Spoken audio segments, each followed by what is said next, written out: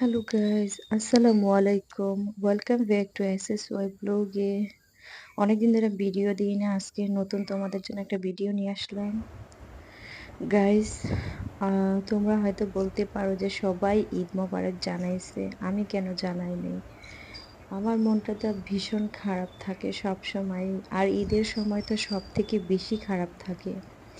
কারণ প্রত্যেকে প্রতিটা ঘরে সবাই বাচ্চাদের নিয়ে সব বাবারা সব বাবা তাদের সন্তানদের নিয়ে ঈদগাহ ঘুরতে যায়, ঈদের নামাজ পড়তে যায়। কিন্তু আমার হাজব্যান্ড তো কারোর সাথে কাউকে হাতে ধরে নিয়ে যেতে পারে না, বলো। আমার হাজব্যান্ড তো একা একা জীবনযাপন। আমার ভীষণ মন খারাপ লাগছে। অন্য বার তো আমার হাজব্যান্ড বাংলাদেশে থাকে না, তখন এতটা মন খারাপ লাগে না। কিন্তু এবার যখন আমার হাজব্যান্ড বাংলাদেশে আসে, একা একা ঈদগাহ যায়, সবাই ছেলে মেয়েদের নিয়ে ঈদে ঘুরতে যায়, ঈদের নামাজ পড়তে যায়। কিন্তু আমার হাজব্যান্ড তো সম্পূর্ণ একা যায়। এই কথা, এই দৃশ্যটা যখন চোখের সামনে আসে তখন খুবই কষ্ট লাগে, খুবই কান্না আসে। এজন্য মনটা প্রচণ্ড খারাপ ছিল। তা আমি কোনো ভিডিও দিইনি মন খারাপের জন্য। আর তোমরা সবাই আমাদের জন্য একটু দোয়া করো। আল্লাহ যেন আমাদের একটা নেক সন্তান দান করে, আল্লাহ যেন আমাদের মনের আশাটা পূর্ণ করে দেয়।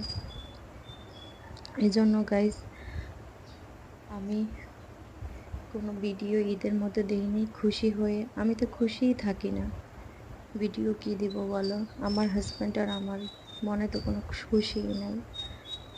সবাই প্রত্যেকের ঘরে ঘরে সন্তানদের নিয়ে ঈদ ঈদের সময় খুশি থাকে। আমি আর আমার স্বামী সব সময় ঈদের সময় কান্নাকাটি করি, চোখের পানি পড়ে। আমাদের ঘরে কোনো খুশি নেই সন্তান ছাড়া। তো চেষ্টা করি যে, আমার হাজব্যান্ডও চেষ্টা করে যে আমাদের নিয়ে, আমার শাশুড়িকে নিয়ে, আমাকে নিয়ে একটু খুশি থাকতে, কিন্তু প্রচণ্ডভাবে মন খারাপ থাকে। এই মন খারাপের কোনো কোনো খুশি হয় না, জানো। এই মন খারাপ তো অনেক মন খারাপ। এই মন খারাপের কোনো খুশি আর নাই পৃথিবীতে। জানি না আল্লাহ আর কতদিন এইভাবে পরীক্ষা নেবে আমাদের, আল্লাহ আর কতদিন আমাদের এভাবে কষ্ট দিবে সেটাও জানি না। আমি ঈদের দিন আমার স্বামীর মুখের দিকে তাকাইতে পারিনি, আমার খুব কষ্ট লাগছে, ভীষণ কষ্ট লাগছে। নিজেকে অনেক খারাপ লাগছে যে আজকে যদি আমার সন্তান থাকতো, আজকে যদি আমার সন্তান থাকতো, আমার স্বামী কত সুন্দর করে তাকে ঈদের নামাজ পড়তে নিয়ে যেত, ঈদগাহ ঘুরতে নিয়ে যেত, বলো। আমার মতো হতভাগী যেন আল্লাহ কাউকে না বানায় পৃথিবীতে। আমি যেরকম হতভাগী হয়েছি, এই পৃথিবীতে আল্লাহ যেন কাউকে হতভাগী না বানায়। কারণ পৃথিবীতে আল্লাহ যদি খাবার কম দেয় তাও ঠিক আছে, পরার কাপড় চোপড় কম দেয় তাও ঠিক আছে, আর্থিক কম দেয় তাও ঠিক আছে, কিন্তু পৃথিবীতে যদি আল্লাহ কোনো ছেলে, কোনো মা বাবাকে সন্তান না দেয়, এর থেকে কষ্ট আর পৃথিবীতে কিচ্ছুর মধ্যে নাই, জানো। প্রচণ্ড কষ্ট এটা। একটা মা বাবার মেনে নেওয়াটা ভীষণভাবে কষ্টকর, অনেকভাবে কষ্টকর।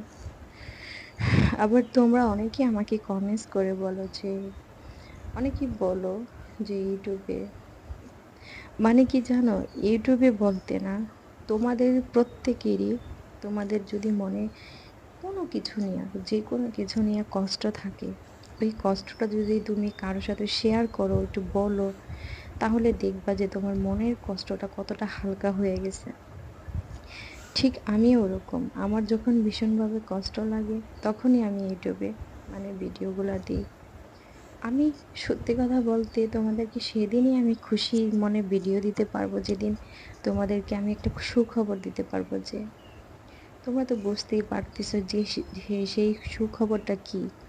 যেদিন আমি সেই সুখবরটা আমি পাবো আল্লাহর কাছ থেকে, তোমাদেরকে দিতে পারবো, সেদিনই আমি খুশি হব। সেদিনের থেকে আর কখনো না আল্লাহর কাছে কান্নাকাটি করে কিছু বলবো না। সেদিন থেকে শুধু তোমাদের কাছে খুশি হয়ে আমি আমার লাইফটাকে এনজয় করব। আমি তোমাদেরকে ভিডিও দিব। কিন্তু আমি তো খুশি হতে পারি না জানো?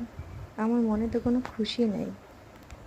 আমার মনে তো ১৫টা বছর ধরে এক বুক কষ্ট জমা আছে। কষ্ট ছাড়া কোনো খুশি আমার মনের মধ্যে নেই। প্রত্যেক মা-বাবা নাকি খুব খুশি হয়। প্রত্যেক মেয়েরা নাকি ঈদের মধ্যে আসলে ভীষণ খুশি হয়। কত শপিং করে, এটা সেটা করে, বাচ্চাদের জন্য করে, নিজেদের জন্য করে, পরিবারের সকলের জন্য করে। কিন্তু আমি কারো জন্যই করি না। না নিজের জন্য, না নিজের সন্তানদের জন্য, না কারো জন্য। কারো জন্য না। আমার সবথেকে খুশি হলো আমার সন্তানের মধ্যে। যাকে আমি যে আমার জীবনটা, যে আমার হবে আমার শ্বাস-প্রশ্বাস, তাকে নিয়ে আমি বাঁচবো। সে তো আমার লাইফে নাই বলো। আমি কিভাবে খুশি হব? কিভাবে আমি খুশি হয়ে জীবনযাপন করব বলো? আমি খুশি হইতে পারি না। আমার ভীষণ কষ্ট, মন ভরা কষ্ট আল্লাহ আমাকে দিয়ে দিছে। আমি প্রত্যেকটা যারা ব্লগ করে সবার ভিডিওগুলা দেখি। সবাই ঈদে কত খুশি মনে শপিং করছে, কত কি করছে। না আছে আমার ঘরে আনন্দ, না আছে আমার ঘরে ঈদের খুশি, না আছে আমার ঘরে ঈদের কোনো কিছুই আমার ঘরে নেই। কারণ আমার ঘরে তো সবথেকে মূল্যবান সম্পদ আমার সন্তানই নেই। তাহলে আমার ঘরে ঈদের খুশিটা কিভাবে আসবে বলো? সে খুশিটা কোথায় পাবো যে আমি তোমাদের সাথে শেয়ার করব? আমার ঘরে ঈদের আনন্দও নাই, আমার ঘরে খুশিও নাই। তো তোমরা সবাই ভালো থেকো, সুস্থ থেকো। আল্লাহ হাফেজ।